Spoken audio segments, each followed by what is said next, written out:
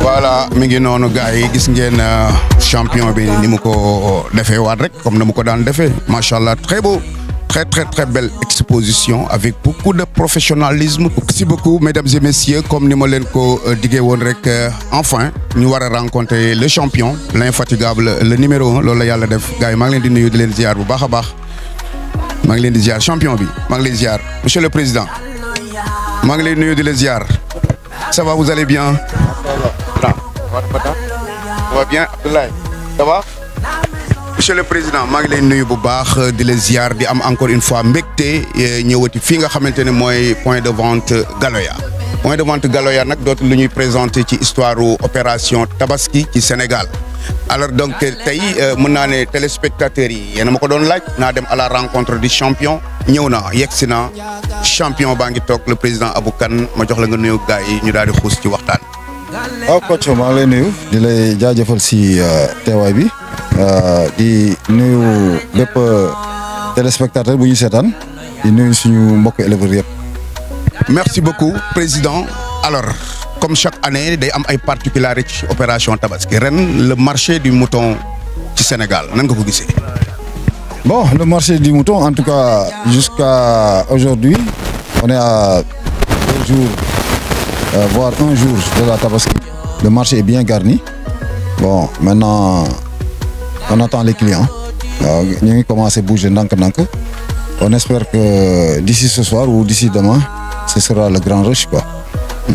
Est-ce que xar dina doy? Oui, gis naa ni xar dina doy. waaw loolu moom xar moom dina doy te gëm naa ne dina des sax quoi. waaw. lan moo war a tax mu des? parce que dama doon gis ne que à chaque fois dañuy importer lu bëree bëri ndax importation bi moo yokku wala li ñu liggéey ci biir réew mi moo yokku.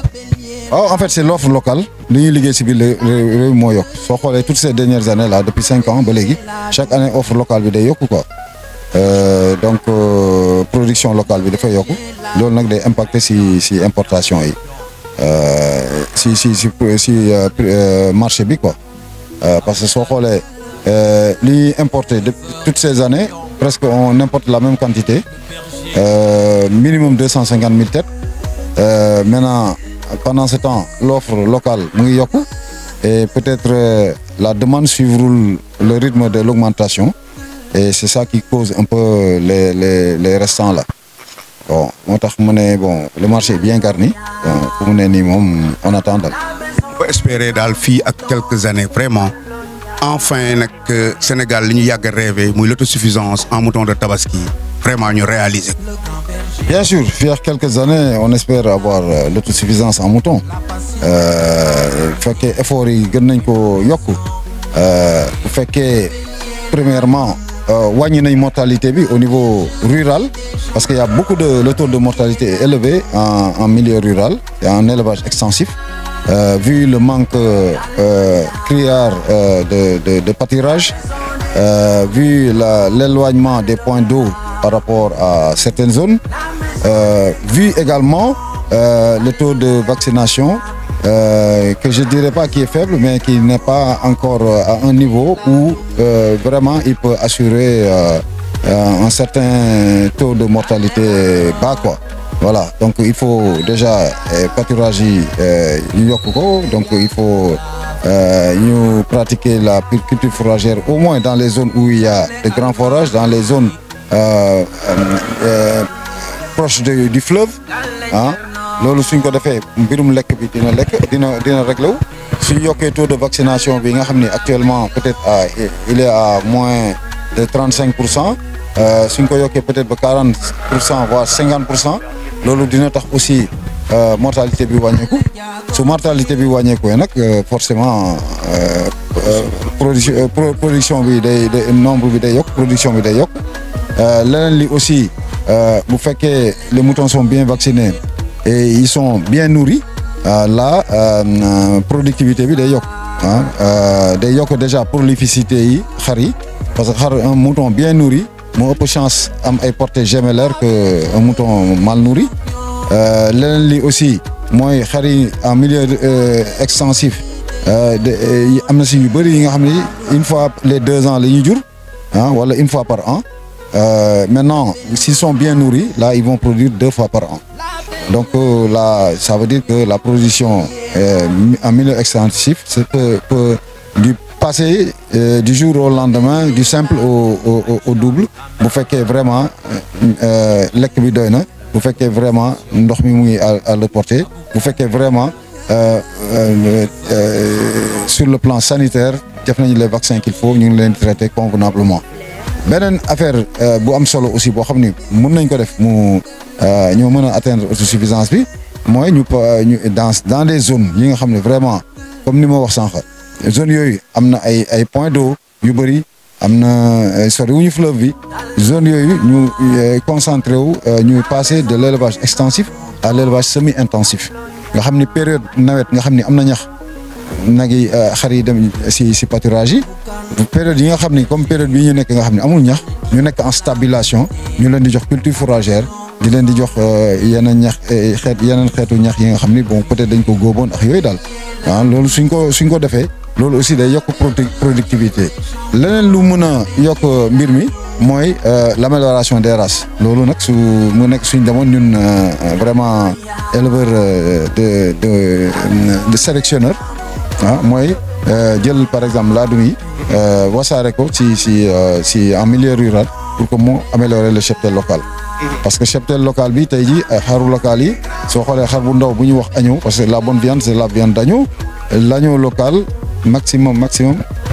10 kilos lay def. Donc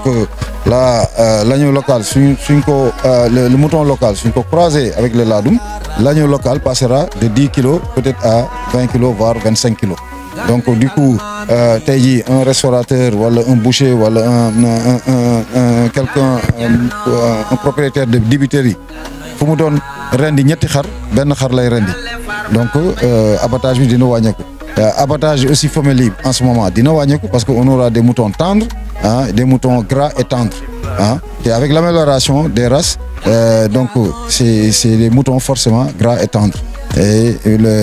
donc abattage femelle yi dina wàññeeku parce que abattage femelle yi surtout les femelles gestantes lu ko waral mooy gars yi ils sont à la recherche de femelles gras de la viande grasse borom dibiterie yi dañu bëgg yàpp bu duuf bi nag femelle bi moo koy am parce que yow xam nga ko en tant qu'éleveur femelle bi su commencé ëmb rek day am embonpoint day commencé duuf. Donc tey jii soo demee si les lieux d'abattage surtout clandestins bëri na ay femelles yi ñuy rendi fekk doom seen biir. Donc loolu tey jii avec ce métissage là, avec cette amélioration des races, l'abattage des femelles va véritablement diminuer. te loolu tamit si l'abattage des femelles diminue, c'est la production qui augmente et en ce moment-là dina refléter aussi sur le marché. Donc leneen aussi enfin li nga xam ni dañ ko war a promouvoir pour ci dina yokk très significativement la production de viande mooy les fermes ovines. Tey jii y a beaucoup de fermes ovines yu fi nekk, y a beaucoup d'éleveurs yi nga xam ni c'est des gens qui ont leur ferme, qui ont investi des dizaines voire des centaines de millions là-dessus, mais il leur manque un petit quelque chose pour décoller. Ñenn ñi il leur manque un forage, ñenn ñi il leur manque des clôtures, ñenn ñi il leur manque un système d'irrigation, wala ñenn ñi tamit il leur manque un fond de roulement. Donc ñooñu ku leen pousse ñu takk. Donc ces champions-là, on doit les identifier et les aider. Parce que tey jii on a un gap de 210 000 têtes. Imagine-toi jël 210 éleveurs jox ko ku nekk 150 millions identifier ferme yooyu les fermes ovines là identifier si au moins 210 éleveurs ku si nekk ñu jox la 150 millions ñu jox la comme objectif fii ak 2 ans nga produire 1000 agneaux fii ak 3 ans nga def 1500. Puis à 5 ans, on te dit on a besoin de 5000 agneaux. Mais dans 5 ans, on sera excédentaire, on pourra exporter. Donc il faut faire la promotion des champions de l'élevage. Parce qu'aujourd'hui, des champions-là, ñoom ñoo mën a yóbbu élevage fu sori. En France, au Brésil, en Argentine, ailleurs, c'est des champions qui sont là-bas. Des gens, une personne à lui seul qui exploite plus de 50 voire 100 hectares, d'ici produire des dizaines de milliers de têtes à lui seul. Donc l'eau, c'est bien possible au Sénégal. Parce qu'il y a des gens au moins qui ont eu le courage d'acheter des fermes, de les aménager, d'y investir toutes leurs économies. Il suffit que nous poussions les tout pour nous atteindre le but. Voilà. leneen li nag mooy bon aussi loolu ministère bu bees bi def ci dafa bokk ci programme am mooy ce qu'on appelle les CAC, les coopératives agricoles communautaires. Ah loolu en fait c'est de voir lu mel ni les DAC et autres des endroits yi nga xam ni mun nañ fa dajale ay éleveurs par exemple un endroit bi nga xam ne dañuy koy aménager par exemple aménager 100 hectares ah jël def fa forage def fa lépp jël par exemple benn comment dirais-je jël benn 20 hectares aménager ko pour la culture fourragère li si des lii nga def ko des parcelles de 1 hectare voire 2 hectares di koy jox des coopératives des coopératives de jeunes de femmes ah ñoom ñu dem di fay exploiter di fay bay di fay dundal seen i jur ah donc loolu aussi c'est une forme de pratique bi nga xam ni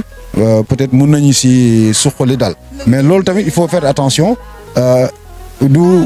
ku ñëw rek créer coopérative nga jox ko il faut donner aux gens yi nga xam ni qui sont là-dedans des gens yi nga xam ni am na lu ñu commencé des gens yi nga xam ni ils ont un objectif voilà les vrais acteurs parce que tey jii ñu bëri dégg nañu coopérative yi dañ leen di financer rek ñu bëri ñu ngi dem di defar ay coopérative mais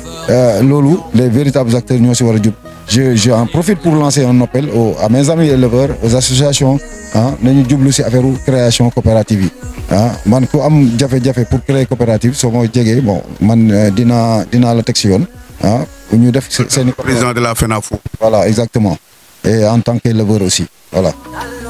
Président, vous avez reçu son Excellence, le président de la République, Monsieur Bassirou Diomaye Diakhar Faye, il y a de cela 3 jours. Vous avez discuté de l'élevage, j'en suis sûr. En dehors de l'élevage, qu'est-ce que vous avez dit? Bon, en dehors, en fait, on a surtout discuté de l'élevage. On a discuté de comment faire pour atteindre l'autosuffisance en mouton. Et on a discuté des maux dont souffrent nos fermes, nos bergeries. On a discuté notamment du vol du bétail bi nga xam ne qui plombe l'élevage et par rapport à loolu il a réaffirmé le fait que bon d'ici peu de temps dinañ defaat ay séminaires et tout ça sur le vol du bétail ah on a parlé de l'autosuffisance en mouton si côté avec l'apport des cultures fourragères avec l'apport des fermes intensives ovines hein? On a parlé de pas mal de choses. On a parlé beaucoup aussi du ladoum, du rôle du ladoum en tant que semence, en tant qu'améliorateur. On a parlé des opérations Tabaski, des jeunes opérations Tabaski en tant que facteur de promotion de création des emplois pour les jeunes. waxtaan nañ si bâche yi jeunes yi nekk si mbedd yi ak yooyu yëpp vraiment waxtaan nañu élevage quoi waxtaan nañu def on a fait vraiment une longue discussion bi nga xam ne qui a porté vraiment sur l'élevage intensif quoi. Les éleveurs nee nañu ñoom dañ doon yaakaar ne peut-être di ngeen waxtaan sax ci li nga xamante ne moom la éleveurs yëpp di wax on a besoin d'un avocat plus proche des autorités pour que éleveurs yi gën a mën a gis seen bopp ci li nga xamante ne moom. waaw bon avocat plus proche des autorités bon yaakaar naa. conseiller comme yooyu. ah bon si wax en yóbbante la. je le suis pas officiellement je le suis officieusement bon parce que ñu ngi sant yàlla président jox na ma cër parce que wane na ko daaw ñëw na fi waxtaan nañ lu yàgg ren tamit ñëwaat na fi ñu waxtaan lu yàgg voilà journée nationale de l'élevage encore foofu tamit jox nañ ma fa cër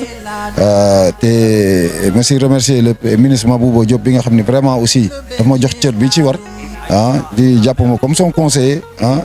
lu muy def daf ma koy yëgal ma wax ko suma xalaat ma nit lu mu ko xalaatal aussi daf koy jël au sérieux donc te mu jox ñu gëdd aussi donc loolu aussi lu ñu rafetlu la maintenant bon affaire yi rek bon comme on dit c'est mollo rek ça viendra quoi voilà inchallah. Alors les deux ministres gis nañ leen recevoir leen fii defe naa il y a 2 jours également muy les ministres sunu boss de l'agriculture, de la souveraineté alimentaire et de l'élevage également le ministre de l'élevage de la Mauritanie ñëw nañu fii ci biir point de vente Galoya moo waraloon tànk. waaw effectivement bon ministre agriculture et élevage Mauritanie jaar na fi wax fa dëgg yàlla j'ai vu une personne qui est vraiment intéressée par ce qu'on fait surtout par le ladoum notre laadum national l'intéresse beaucoup. Donc su intéressé ministre mauritanien ça veut dire que intéressé na les Mauritaniens te loolu aussi waa ministère confirmé nañ ma ko bu baax et il y a beaucoup de perspectives dans ce sens donc incha allah fii sous peu de temps dinañu gis résultat bi donc ñëw na fi vraiment il a été vraiment satisfait c'est lui-même qui l'a dit. Donc il a apprécié tout ce qu'on a fait parce que bon bi mu ñëw fii j'ai fait une projection de vidéo pour lui montrer un peu ce qu'on fait dans l'amélioration des races ovines ma woon ko le modèle de bergerie laadum woon ko le modèle d'élevage laadum woon ko aussi l'amélioration des races